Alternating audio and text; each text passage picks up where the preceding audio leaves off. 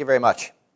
So what I want to talk about today is cyber war, because that's something that's being talked about a lot. And matter of fact, this week I'm reading quite a lot of stuff coming out of the UK government on cyber war. I don't know if people know, but a few weeks ago the United States declared that its US Cyber Command was fully operational, whatever that actually means. And I think it's worth talking about cyber war. So a few months ago, I participated in a debate in Washington, D.C. on cyber war. It was on television. It was me and someone else against two others, and we debated the proposition that the threat of cyber war has been grossly exaggerated. It was a good debate. I really enjoyed it, and we lost. Our side lost. That the people who said that the threat of cyber war is not grossly exaggerated was the side that won. It's an interesting debate. The way the winning was determined is they polled the audience beforehand, and then polled the audience after, and the side that changed the most minds won. So we did not do that. It was, I mean, to me, it was real interesting because on the face of it, the proposition is obvious that we're grossly exaggerating the threat of cyber war. And for the debate, I prepared a list of quotes I got out of people who have been hyping cyber war. So Mike McConnell, who used to run the National Security Agency of the United States and now is at Booz Allen Hamilton, a company that's making hundreds of millions of dollars in government contracts on cyber war, said in the Washington Post just this February, "The United States is fighting a cyber war today, and we're losing." He said we're at war. He didn't say with who. A U.S. Senator, Olympia Snowe, said in the previous year, "We risk a cyber Katrina." And these metaphors, you see this, we have cyber Katrina, cyber Pearl Harbor. My favorite is cyber Armageddon. Miami Herald, "Cuba is capable of waging cyber war." From Australia, The Independent, "Hackers declare cyber war on Australia. Cyber war is so easy, even kids can do it." Amit Yoran, who used to be the cybersecurity coordinator of the United States, said in 2009, this is an interesting quote, "Cyber 9/11 has happened over the last 10 years, but it's happened so slowly we don't see it." So this is this 9/11, killed about 4,000 people, has occurred, but it's happened so slowly we don't notice it. Seems sort of odd. Headlines about China. We have 2007, Germany attacks China for starting the cyber war. China declares cyber war on Western search sites. Cyber war declared as China hunts for the West's intelligence secrets. So we have China declaring cyber war on possibly Germany, possibly some companies, and possibly the West in general. I don't know if you guys know, but cyber war has been declared on you. Wall Street Journal from 2009, cyber blitz hits U.S. Korea. I mean, to me, that's sort of obvious hype, right? War has been declared. We're fighting back. There are lots of examples that we've used about what cyber war is. First one is April 2007 was Estonia, and I was told recently that someone involved in that actually spoke here after the fact. What happened was, and so it's an interesting situation. Estonia was moving around some of its national identity, and basically was sort of trying to move some of the relics from the Soviet occupation to a less prominent position. And there was a statue for Russian war dead. There were a couple of plaques, and what happened is they experienced a denial of service attack. So a lot of their government websites were hit with this attack. Kind of what it means is that you can imagine, sort of in a war metaphor, it's like an army invaded your country, then they all got in line in front of you in the post office. Right? That's what this is. People couldn't get to government services for a day or two. There was a lot of recriminations. Russia was accused of being responsible for it. They denied it. One person was convicted of doing this, and he was an ethnic Russian, about 22 years old, living in Tallinn, who was annoyed at a statue being moved. So in fact, it could very well be that the first cyber war that we've experienced was perpetrated wholly by a young, annoyed, disaffected youth. 2007, also in Brazil, there was, and it's hard to get good data here, there was one or more blackouts. And these have been called a cyber attack, a cyber war. And again, it's hard to know what happened. Either they were an extortion attack by some criminal organization, or possibly they were sooty insulators, which is what one of the reports said happened. We don't know the details. The next cyber war, looking at history, it was 2008, August, against Georgia. And this is more traditionally war, because these cyber attacks, similar to what happened in Estonia, preceded an actual land invasion. So tensions were very high between Russia and Georgia. There was a cyber attack. Georgia lost several critical government functions, and then the tanks rolled in. Again, Russia was claimed, because since there were Russian tanks, it seemed sort of obvious it was a Russian cyber attack. Russia denied it. And again, we don't know if this was government-sponsored, if it was government-sanctioned, if it was just some activists who were playing politics and were siding with the Russian government. We actually have no idea. All right, so what's going on here? I think one of the problems we have is that there's no good definition of what war is in cyberspace. Right? We don't know what war looks like in cyberspace. We don't know what an active war looks like in cyberspace. We don't know when a war starts. We don't know what a war looks like when it's over. I mean, and it's not just the clueless politicians. Even technical experts in computer security don't agree on the definitions. So it's really hard to talk about cyber war when we actually don't know what we're talking about. Right? But certainly, in most cases, the term cyber war refers to a rhetorical war. Right? It's not a real war. It's like the war on crime, the war on drugs, the war on terror.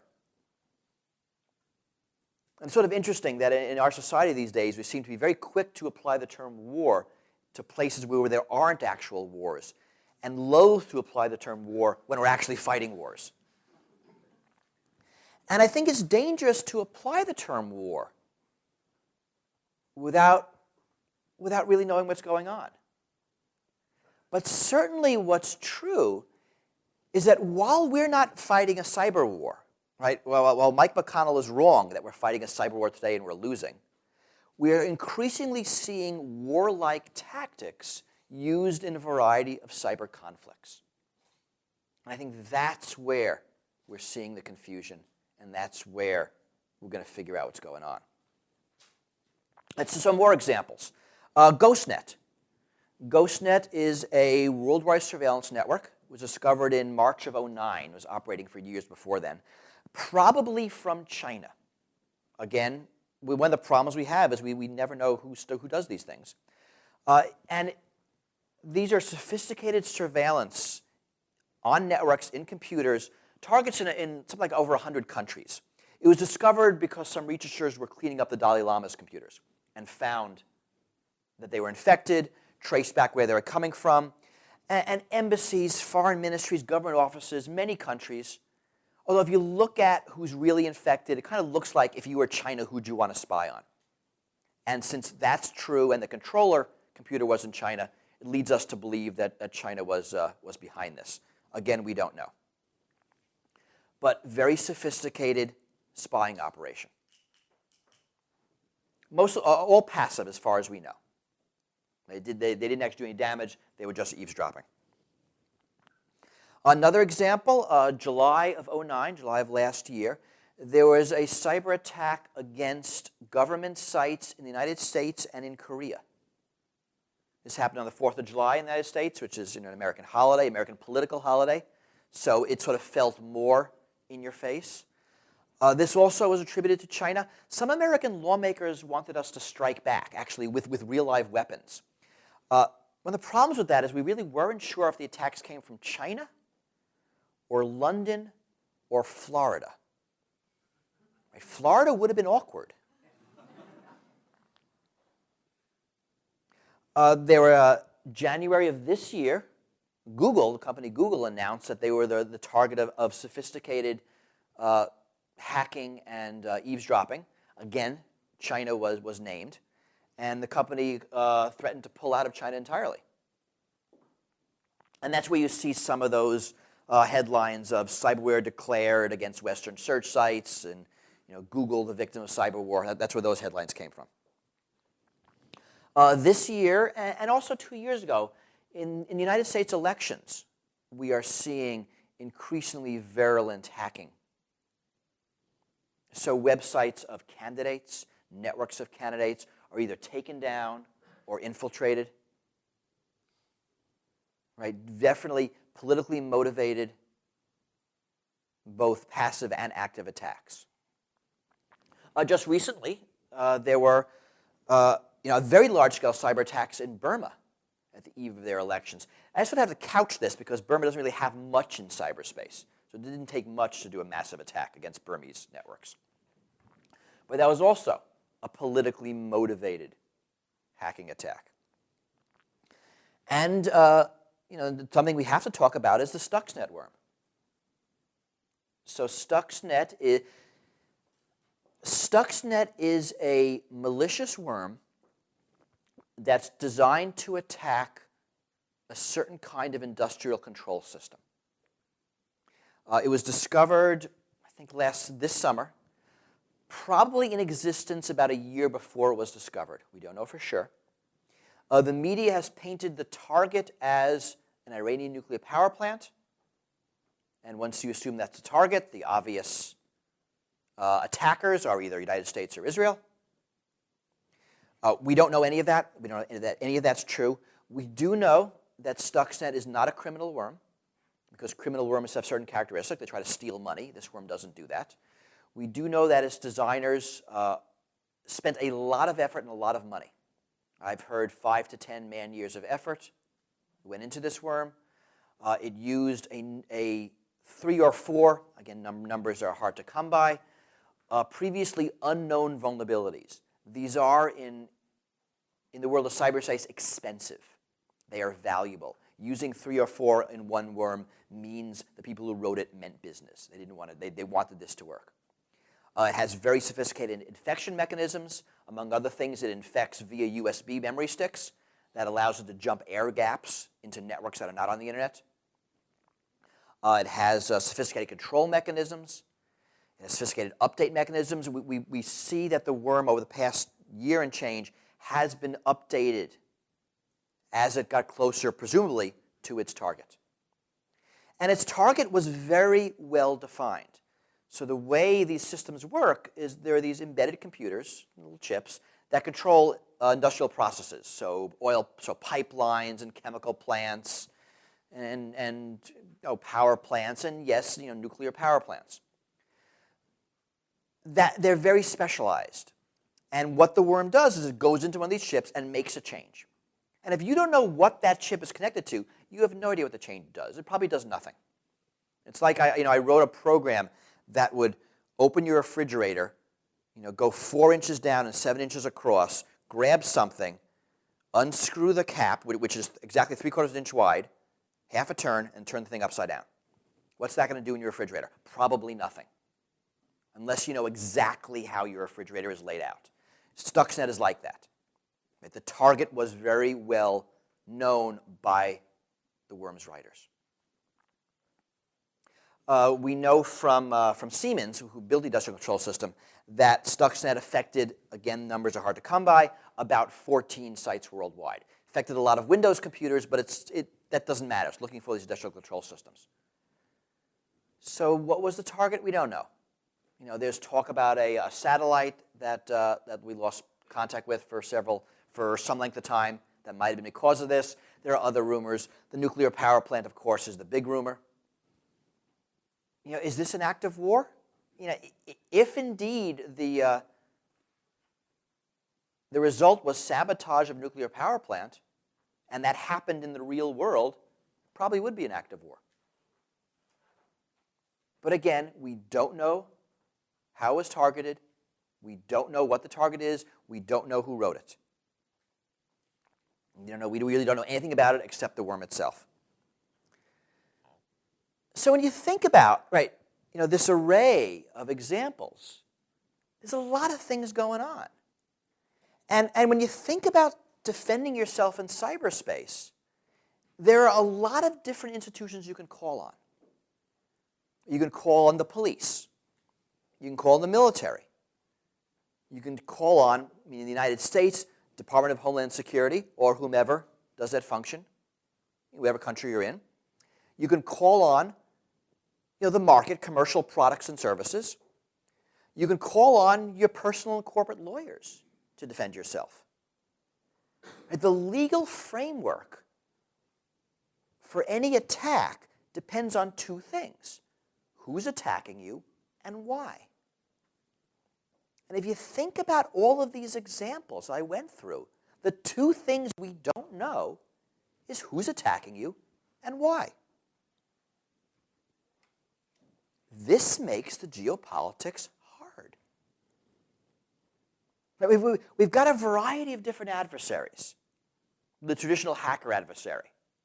Someone out, the modern equivalent of spray painting. Someone just trying to do something fun. You have criminals, ranging from lone criminals to organized crime. You have politically motivated attackers. A lot of these attacks I talked about don't seem to be state-sponsored, but they're politically motivated. So in the United States, the Republicans versus the Democrats. Politically motivated lone actors. The person who hacks vice presidential candidate Palin's email. Politically motivated lone actor. We have spies, government and corporate spies, doing what spies have done since the beginning of spying. We haven't really talked about this yet, terrorists. The notion that cyber terrorists could try to cause terror, inflict mass casualties via the internet. And you've got militaries engaging in warfare. Either warfare in conjunction with actual war, like might have happened in Georgia, or acts of war meant to act on their own, like what might have happened with Stuxnet. And you've got a variety of different tactics. And it's sort of another issue we have is that the tactics used by these adversaries are often the same. We're increasingly seeing warlike tactics spread amongst all these groups. So data theft. Hackers do it, criminals do it, spies do it, militaries do it. You can imagine terrorists do it. Passive eavesdropping. The same thing. Large number of different groups might want to eavesdrop. I'm sort of moving towards more virulent. Data poisoning, going in and changing data. Data manipulation, active manipulation of data, something you might want to do if you control someone else's military network. Denial of service, what we saw in Estonia or Georgia, or the blackout in Brazil, if in fact that's what that was. Or last, sabotage, what we believe Stuxnet is doing, against targets, like a nuclear power plant, against networks. Or something to realize, if you think about it, in war, destroying the enemy's communications network is the least good thing you can do.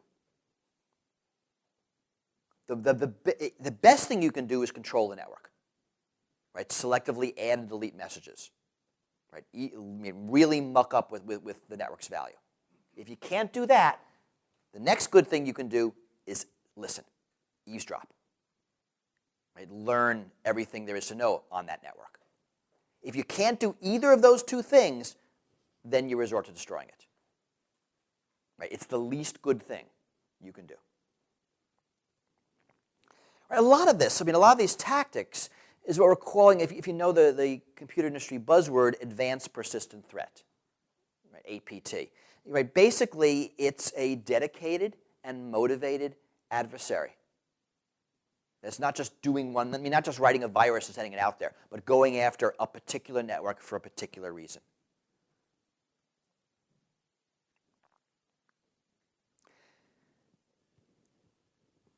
So when you look at the adversaries, the tactics, the defenses, one of the things we see is that there's a lot of politics. There's a lot of politics in cyber war. And this is where I think we have to watch language. When we're seeing right now a power struggle within governments between the police and the military.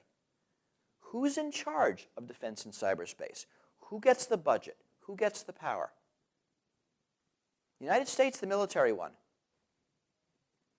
Right? General Alexander, U.S. Cyber Command. General Alexander is the head of U.S. Cyber Command, also the head of the NSA. You see where this is going? I mean, he won the power struggle between the FBI, Department of Homeland Security. Military is in charge of cyber defense. Right? It's a struggle between government and free enterprise. How much of this goes under government control? How much of this goes under private control? And you see that debate most prominently in some essential industries, like power. Who should secure power plants? Power companies or the government?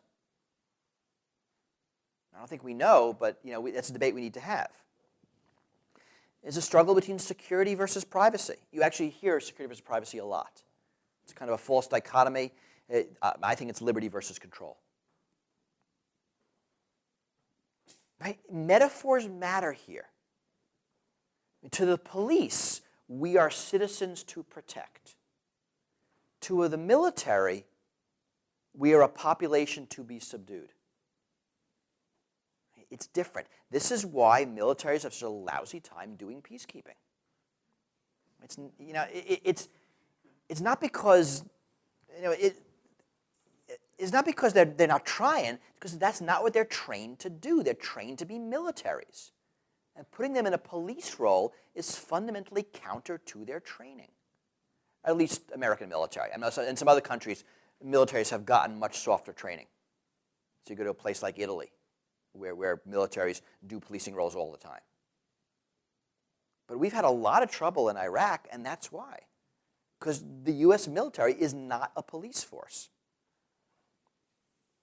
Right? The war, using the war metaphor reinforces the notion that we are helpless. Right? Against an invading military, we want the state to protect us. War metaphor is popular because it's immediately evocative. If I say cyber war to a random politician, he'll get it. What he gets will be wrong, but he'll get it. And if you want funding, if you want attention for cybersecurity, you say things like cyber war. You say things like cyber terrorism. And that's how you get it. I do think we need to start talking about cyber war.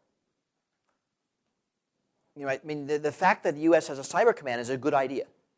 Because if there is war, war will expand to all available theaters. Land, sea, air, space, cyberspace. It would be a dereliction of duty for the United States not to prepare for actual cyber war. Right? But there's a whole continuum of cyber conflict leading up to that isn't cyber war. I think now's the time to think about cyber war treaties. Right? Now in the beginning, before nations invest in this, invest too much. Because I think the last thing we want is a cyberspace arms race.